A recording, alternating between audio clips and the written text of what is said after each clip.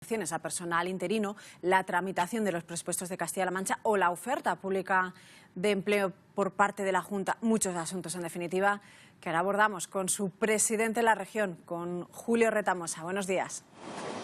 Buenos días. Si le parece, empezamos por esa sentencia del Tribunal Superior de Justicia de la Unión Europea, sobre todo porque imaginamos que su sindicato puede estar notando ya un incremento de consultas a este respecto por parte de los interinos. Es una sentencia que se acaba de producir y se está estudiando a nivel nacional por parte de la Secretaría de Acción Sindical y por la asesoría jurídica. Hay muchas lagunas aún en esa sentencia y puede condicionar, en principio, los contratos de los trabajadores, no solamente en España, sino también en toda Europa. Pero aún no está claro porque se tienen que pronunciar los tribunales españoles.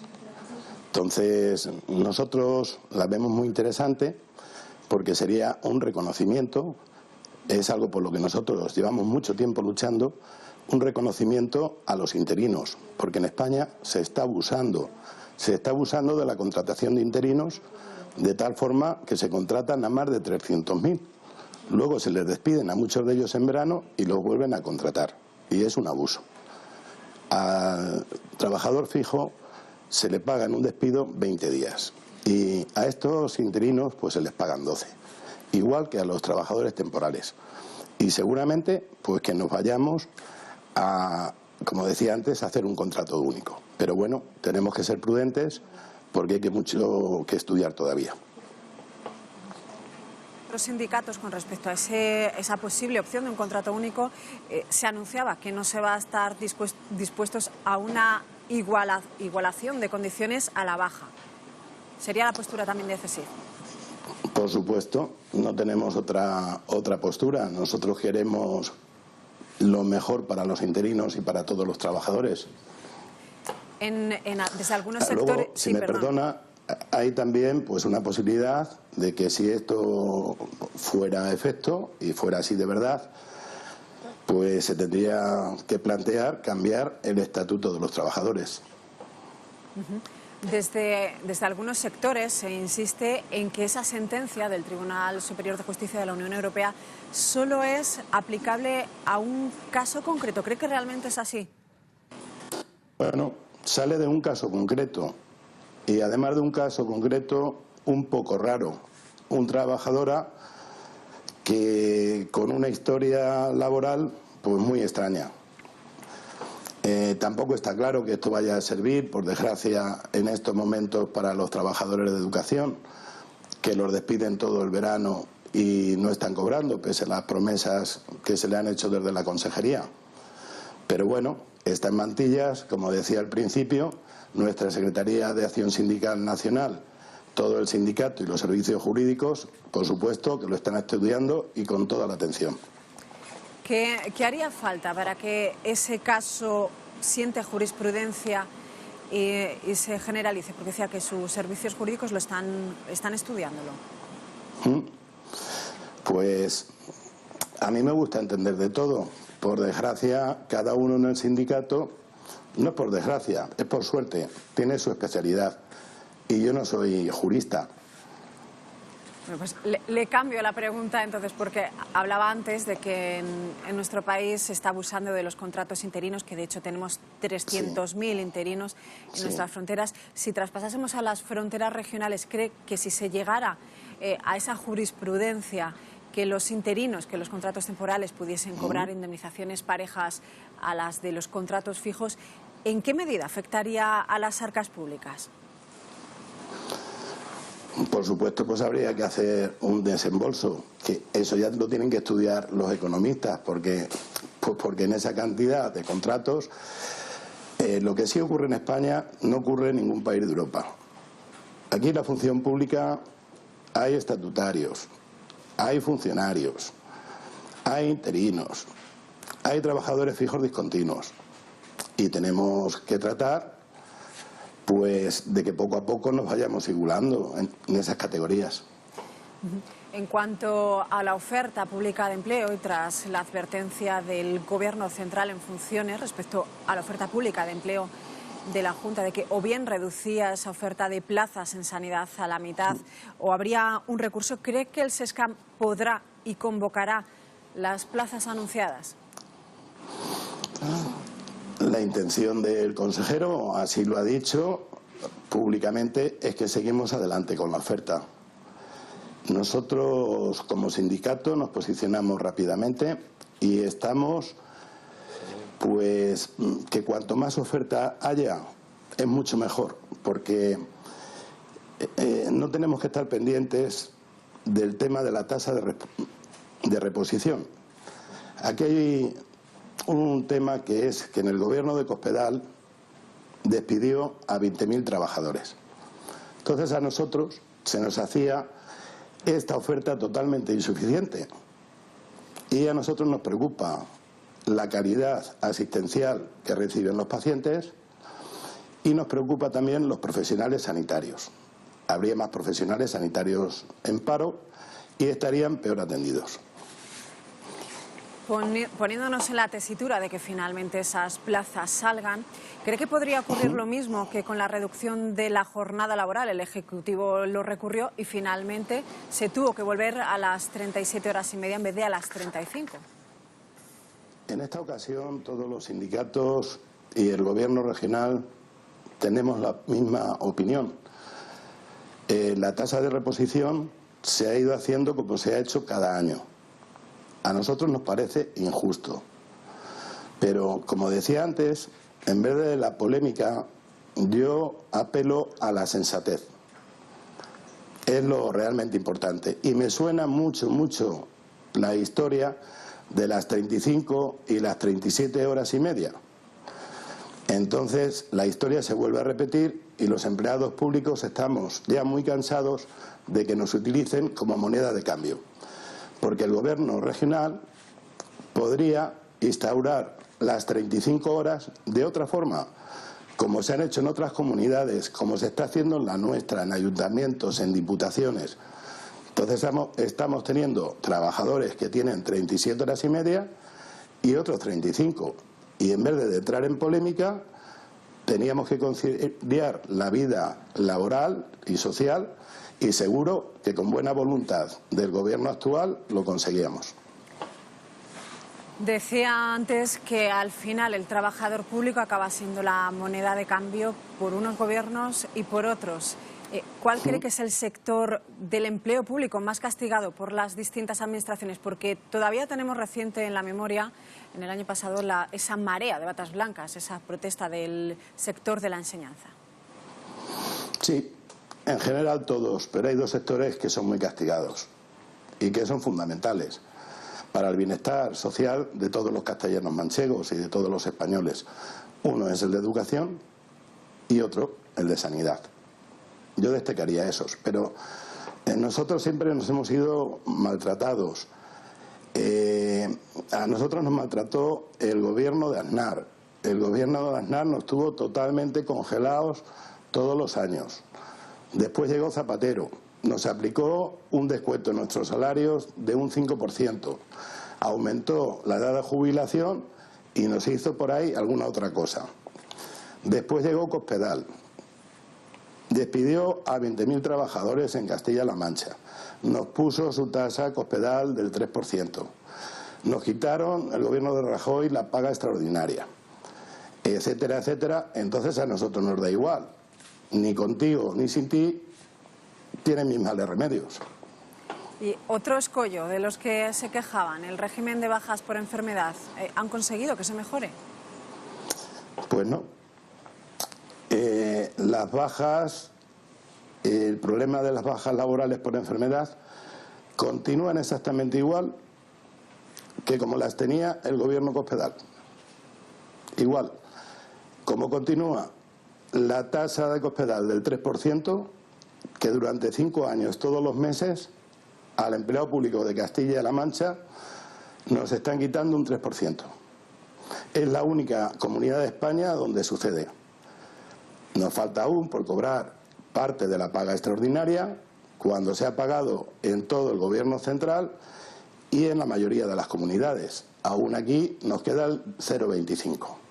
Yo creo que hay una culpa en un acuerdo nefasto que se firmó por los sindicatos afines a este gobierno, que tienen el tema maquillado, pero que si los trabajadores lo miran y no están contentos, verán que en este último año de gobierno, ya con otro signo del gobierno socialista con Podemos, nos continúan castigando y no hemos recuperado absolutamente nada.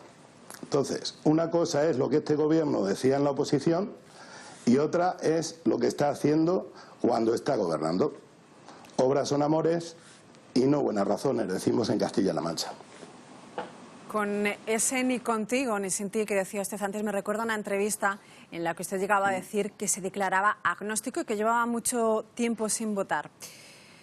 Teniendo en cuenta la situación que tenemos, ¿tampoco va a ir a votar si nos vemos abocados a unas terceras elecciones en diciembre? Bueno, yo voy a matizar una cosa. En esa entrevista yo dije que era, sé que está muy mal dicho, que era un agnóstico político. Debí de decir sin duda, sí, debí de decir que era un desencantado de la política y del sistema. Y pienso que no soy el único, porque los políticos son el tercer problema de la sociedad española, según dicen todas las encuestas. Entonces hay cosas que yo no comprendo de este sistema. No comprendo cómo la nación más poderosa del mundo, con 190 millones de habitantes, que es Estados Unidos, hay 100 senadores para representar a toda la nación y tienen una tasa de paro que no llega al 5%, y en España hay 266 senadores con una tasa de paro del 23,7%, por poner un ejemplo. No comprendo cómo hay 400.000 personas en España que tienen un sueldo político y un país tan desarrollado en bienestar social como Suiza no llegan a 50 personas las que tienen un sueldo. No comprendo por qué todavía estamos con las listas cerradas y no son abiertas. No comprendo los privilegios de los políticos, el tema de sus pensiones vitalicias, sus dietas. Entonces, seré muy raro, pero alguna persona me entenderá por qué estos últimos años no estoy votando. Desde su sindicato, desde su sindicato, para no pedirle una opinión personal, ante la situación política, ¿cómo creen que afectaría al funcionariado público tener un gobierno del Partido Popular en minoría o bien un gobierno en el que el Partido Socialista intentara buscar coaliciones para poder gobernar? ¿En qué cambiaría? Bueno, el sindicato no tiene ninguna opinión en eso, porque nosotros somos un sindicato independiente. Jamás se nos ha ocurrido orientar el voto a una opción u a otra. No le pido la orientación del voto, le estoy pidiendo valoración del tipo de políticas que se pueden aplicar hacia el funcionariado. Le decía antes que cuando ha gobernado el Partido Popular en esta comunidad, Cospedal, pues son los recortes más duros que hemos sufrido en Castilla-La Mancha los empleados públicos. No es que otros gobiernos nos hayan tratado bien, no lo sé, no soy adivino, no sé quién estaría por aquí, pero vamos, nuestra experiencia ha sido muy mala. Vamos, si le parece, con balance de su sindicato. ¿En qué ha cambiado CESIF desde que usted le dio el relevo de Juan Pinilla? Bueno, pues en este caso yo no sería una persona muy objetiva, porque yo he colaborado, he estado muy cerca de Juan. Juan es un amigo y Juan ha hecho un trabajo de pasar de ser un sindicato desconocido a ser el sindicato mayoritario en la función pública. Yo he estado con Juan, pero el sindicato desde su marcha ha cambiado. No es porque haya cambiado en Castilla-La Mancha, es que ha cambiado en toda España. Hubo un Congreso Nacional en Cáceres, se cambiaron las estructuras, el comité ejecutivo donde nosotros salimos, de 5 presidentes de uniones provinciales, 4 son presidentes provinciales nuevos, bueno, 3 de ellas son presidentas. Del Consejo Autonómico, donde hay 7 presidentes autonómicos más el de privada, de ese total de 8, 7 son nuevos, han ocupado por primera vez el cargo. Y bueno, pues lo que es verdad, ayer estábamos en Albacete, antes de ayer en Guadalajara, el día 27 y 28 en Almagro, el 5 de octubre otra vez en Almagro, y estamos continuamente de reuniones, pues organizando secretarías, sectores, y bueno, pues ayer estuvimos en Albacete, como usted muy bien ha dicho, estuvimos dando un repaso a todas las materias de actualidad y bueno, a los problemas que nos enfrentamos y la situación interna del sindicato, y es una satisfacción decir pues que en estos tiempos nuestro sindicato ha crecido un 9% en afiliación desde el 1 de enero. Ya que menciona ese crecimiento en afiliación en un 9% desde el mes de enero, ¿uno de los objetivos es ese, que siga creciendo el número de afiliados, o se van a centrar ahora en incrementar el número de delegados? Son dos grandes objetivos. Nosotros tenemos un gran objetivo, que es mejorar las condiciones laborales de los trabajadores y también mejorarlos socialmente. Para eso necesitamos dos cosas y por eso son otros dos objetivos. Uno es conseguir delegados, porque eso nos va a hacer más fuerte a la hora de negociar y a la hora de reclamar derechos. Y otro es el tema de los afiliados, porque los afiliados, sin ellos no tendríamos vida. Nosotros somos un sindicato que estamos trabajando gracias a la cuota del afiliado. Nosotros no tenemos patrimonio, pagamos nuestros alquileres, nuestra luz, nuestra agua, no tenemos otras ventajas, pero estamos muy contentos y no queremos otra cosa, porque de esa forma siempre seremos independientes. No dependemos de ningún gobierno. ¿Es impensable que se llegara a dar un paso más allá y que CESIF entrara también a representar a los trabajadores de las empresas? No, no es impensable, es una realidad. Nosotros somos conocidos, y espero que por mucho tiempo, como un sindicato de empresa pública, de función pública, mejor dicho, y espero pues que nos sigan reconociendo así durante muchos años. Es lógico, porque somos el sindicato mayoritario en función pública en Castilla-La Mancha y en España. Pero la privada, desde el último congreso, nos preocupa enormemente. Entonces, ¿qué ha ocurrido? Que ya es una realidad. Hay más de 4.500 delegados en España de la empresa privada. Y sin ir muy lejos, quedándonos en Castilla, estamos teniendo delegados pues en empresas muy importantes, como Etudor, que ayer estábamos de huelga, en Vespas, en Cajas, en bancos, Liberbank, etcétera, etcétera. Estamos haciendo delegados ya todos los días. Y entiendo que entrarían, por ejemplo, a concurrir a las elecciones sindicales en las empresas públicas. En las empresas públicas también tenemos algún delegado, pero la verdad es que concurrimos muy poco y son muy pocos los que tenemos. Y le cuento cuál es el problema. Nosotros no tenemos ningún problema con ningún trabajador de ninguna empresa pública. Al revés, le reconocemos su derecho a trabajar. Pero hay una confrontación con los empleados públicos, porque muchos de los empleados públicos podrían hacer ese trabajo. En algunos casos, no todos. A la función pública se entra por mérito, por capacidad y por igualdad. Y a las empresas públicas el sistema de acceso es muy opaco. Entonces, decía Cospedal, o han dicho los gobiernos, que sobrábamos empleados públicos. ¿Por qué mantienen esas empresas públicas? ¿Por qué le destinaron 289 millones de euros en los presupuestos del año 2015? ¿Por qué además existen fundaciones, consorcios, en ayuntamientos, diputaciones? Hay que adelgazar como estamos adelgazando nuestro sindicato, la estructura. ¿A qué se refiere con adelgazar? ¿A reducir el número de trabajadores en empresas públicas o a reducir el número de empresas públicas? Pues más que los trabajadores se podrían reubicar, podrían concursar en unas oposiciones, y las empresas públicas están muy bien, yo creo, para tiempos de bonanza.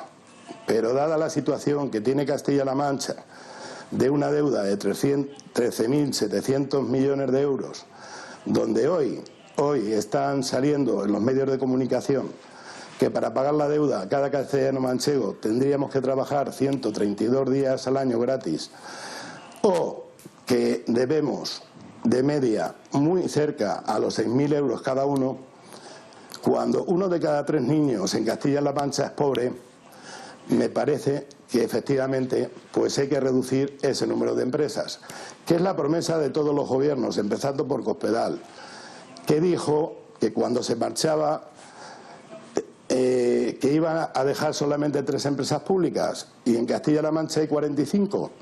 Cuando habla de que las empresas públicas son aptas, digámoslo así, para tiempos de bonanza, ¿cuáles salvaría? Porque no vamos a estar creando y destruyendo empresas públicas en función de la economía. ¿Cuáles podrían permanecer a lo largo del tiempo en función de la situación financiera? Pues no hay un estudio hecho, porque todas las empresas públicas se consideran fundamentales, trascendentales. ¿Qué empresa? Es como cuando le preguntan a una madre a qué hijo quieres más. ¿Quieres más? ¿No es necesario pues los que apagan los incendios forestales? ¿No son necesarios empresas pues que hay de ambulancias, tal? No sé decidir cuál es la más importante o es la menos importante. Yo creo que todos esos trabajos tienen que seguir, pero esos trabajos deberían de pasar una oposición como pasan los empleados públicos, porque empezando porque sería un beneficio para los trabajadores, porque los trabajadores, porque a algunos les pasen, no todos son así, no todos han entrado ahí por enchufe. Julio Retamosa, le agradecemos que haya estado con nosotros esta mañana desde nuestra delegación en Ciudad Real. Muchas gracias. Pues Esther, muchas gracias. Un saludo. Buenos días. Nosotros ahora abordamos los principales titulares de la jornada para la prensa digital.